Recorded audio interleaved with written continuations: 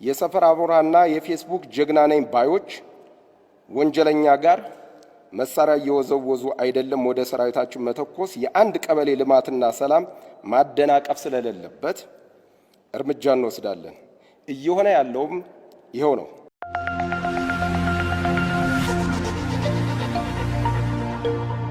ነጋዴዎች አሁን እየሰራችሁበት ያላችሁበት ሱቅ የራሳችሁ ነው ወይስ ኪራይ? ኪራይ ከሆነ ከኪራይ ዋጋችሁ ባነሰ እኛ ጋር የንግድ ሱቅ ባለቤት መሆን ይችላሉ። የራሳችሁ ከሆነ እስከ 30% ቅናሽ በተደረገባቸው የንግድ ሱቆቻችን ተጠቃሚ በመሆን የሱቅ ባለቤት መሆን ይችላሉ። ሱቆቻችን ከ3 ሚሊዮን አጠቃላይ ክፍያ ጀምሮ ወይም በ15% ቅድመ ክፍያ በ630 ሺህ ብር በመሃል ሜክሲኮ በ12000 ካሬ ሜትር ላይ በተንጣለለው እጅግ ዘመናዊ ቅንጡ የሆነ ኮምፓውንዳችን ላይ የሱቅ ባለቤት ይሁኑ። እንዲሁም በመሃል ጎተራ የመኖሪያ አፓርትመንቶችን ብቻ በያዘው ህንጻችን ላይ ከባለ 1 እስከ ባለ 3 መኝታ ቤት በ5% ቅድመ ክፍያ ማለትም ባለ 1 መኝታ 360 ሺህ ብር፣ ባለ 2 መኝታ 600 ሺህ ብር፣ ባለ 3 መኝታ 798 ሺህ ብር ጀምሮ የቤት ባለቤት መሆን ይችላሉ። ያስተውሉ፣ ንግድ ሱቆቻችን ላይ ያለው 30% ቅናሽ እንዲሁም በጎተራ ሳይታችን ላይ በ5% ቅድመ ክፍያ የተዘጋጀው ለውስን ደንበኞች ስለሆነ ዛሬ ነገ ሳይሉ ህልሞን ከኛ ጋር ያሳኩ።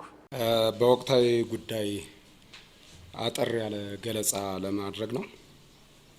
እንደሚታወቀው የተናጠል የተኩስ አቁም ፖለቲካዊ ውሳኔ መወሰኑ ይታወቃል። የመከላከያ ሰራዊትም ይህንን ውሳኔ ተከትሎ በመረጣቸውና መዘጋጀት ባለበት ቦታ መከላከል እያደረገ ለወሳኝ ግዳጅ በመልሶ መቋቋም ስራ ላይ በዋነኛነት ይገኛል። ይህንንም በስፋት እያከናወነ ነው የሚገኘው መከላከያ ሰራዊታችን። ይሁን እንጂ አሸባሪው የህወሓት ቡድን ደግሞ በምዕራብ ግንባር በወልቃይት ጠገዴ፣ በቆቦ ግንባር፣ በአፋር ጭፍራ ሚሌ ግንባር አጥቅቶ ወደፊት ለመግባትና ኢትዮጵያን አፈርሳለሁ ብሎ እየሞከረ ቢሆንም ሊሳካለት አልቻለም። በየተራራው በመንጠልጠል ግጭት ለመፍጠር የሞከረውን በመከላከያ ሰራዊታችን በመከላከል ቁመና ይዞ አጥቂውን አሸባሪ ከፍተኛ ኪሳራ አድርሶበታል። በአፋር በኩል አፋሮች ከመከላከያ ሰራዊትና ከፌዴራል ፖሊስ ጋር በመሆን ከፍተኛ ተጋድሎ እያደረጉ ነው። በጥላት ላይ የደረሰው ሰብአዊና ቁሳዊ ኪሳራ ከባድ መሆኑ ብቻ ሳይሆን ህልሙን አፋሮች አምክነውበታል። በአፋር አካባቢ ወያኔ በራሱ ጊዜ ወዶና ፈቅዶ ከአፋር ህዝብና መንግስት ጋር ግጭት ገብቷል። አንድ የአፋር ወጣት እንዳለችው መንግስትን ጥሶ ወደ መንግስት ይኬዳል እንዴ እንዳለችው ይህንን ቃል ከተግባር ጋር አዋህዶ አሸባሪውን ምኞቱን እያጨናገፈውም ይገኛል። በአፋር በምዕራብ በወልዲያ ቆቦ ግንባር ያለውን የማጥቃት ወይም የመግፋት ሁኔታ አልሳካለት ሲለው የመከላከያ ሰራዊት አለመኖሩን ለጊዜው የሳሳ መስሎ በታየው ቦታ ተኩለሽ፣ ኩልመስክ፣ ሙጃ፣ ድልብና ጋሸና አካባቢ ሰርጎ የገባ የጠላት ኃይል አለ። ይህም በወልዲያ ቆቦ ግንባር ጫና ለመፍጠር ከሚል እሳቤ የገባ ሲሆን ይህ ሰርጎ ገብ ኃይል ከአካባቢው ህዝብ ከአማራ ልዩ ኃይልና ሚሊሻ አቅም በላይ አይደለም። በየትኛው መመዘኛ ቢለካ ሊመጣጠን ከቶንም አይችልም። ለዚህ አባባል ማረጋገጫና ማሳያ የሚሆነው ደግሞ በዛው ዞን ጉባላፍቶ ወረዳ ወልቄና ያያ ቀበሌዎች፣ ሀብሩ ወረዳ ሀራ፣ ሀሮ፣ ድሬ ሮቃ፣ ጥልፌ፣ ቄሴ ቀበሌ፣ ዳና እንዲሁም ወንዳች የገጠር ከተማ በሚያስገርም የጀግንነት ተጋድሎ አሸባሪው ጋር እየተፋለመ ይገኛል። በተለይ ወልቄ ቀበሌ በርካታ ጠላት የደመሰሰ ሲሆን የማረካቸውን ለመከላከያ አስረክቧል። የነፍስ ወከፍ ትጥቁን የማረከውን ደግሞ ራሳቸው እንዲጠናከሩበት ተደርጓል። ይህ ሁኔታ ሲታይ ሌላውም ህዝብ የውጭ ተልዕኮ ይዞ የመጣውን ወራሪና አሸባሪ ኃይል በሚያውቀው መልክዓ ምድርና የአየር ጠባይ ጠራርጎ ማስወገድ ይችላል።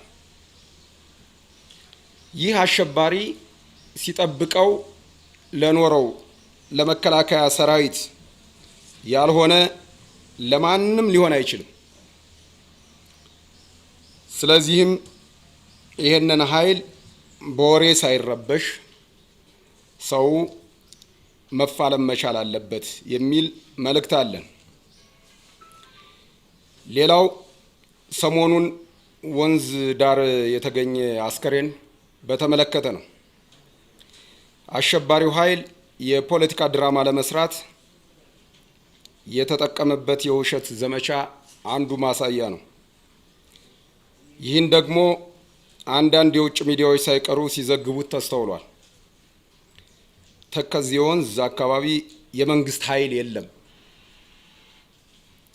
አሸባሪው የህወሓት ጄሌ ከአበርገሌ ጀምሮ ወንዝ ተሻግሮ በማይጸብሪ በከፈተው ውጊያ ከወገን ኃይል ጋር ገጥሞ በደረሰበት ከፍተኛ ምት የሞቱትን ሬሳ መቅበር ወይንም እንደለመደው በሲኖትራክ ጭኖ በማሸሽ ማከማቸት ስላልቻለ እሱ ሲያደርገው ያልከበደው እኛ ስናወራው የሚከብደን ግን ደግሞ አንዳንድ ጊዜ እውነት መገለጽ ስላለበት ሬሳውን መቅበር ሲያቅተው ወንዝ ላይ ጨምሮታል። ከዚህ በፊትም ወንዝ ተሻግሮ መጣለው ብሎ ውጊያም ዋናም የማይችል አፍሶ ያስገባቸውን በክረምት ወንዝ ወይም ጎርፍ እንዲወሰዱ አድርጓል።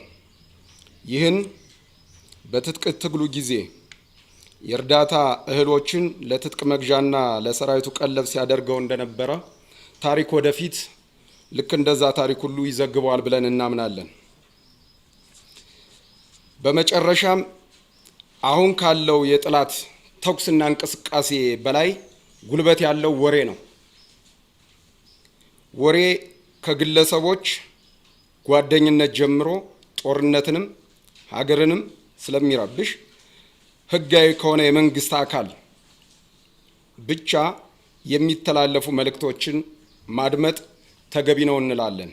በተለይም የዚህ አስፈላጊነት በእንደዚህ አይነት ወቅት ምንጩ ካልታወቀ መነሻው ከየት ይሁን ከየት ከማይታወቁ ወሬዎች መቆጠብና መንግስትና የመንግስት መስተዳደር አካላት የጸጥታ አካላት የሚያስተላልፉትን መልእክት ብቻ መከታተል ተገቢ ነው ብለን እናምናለን።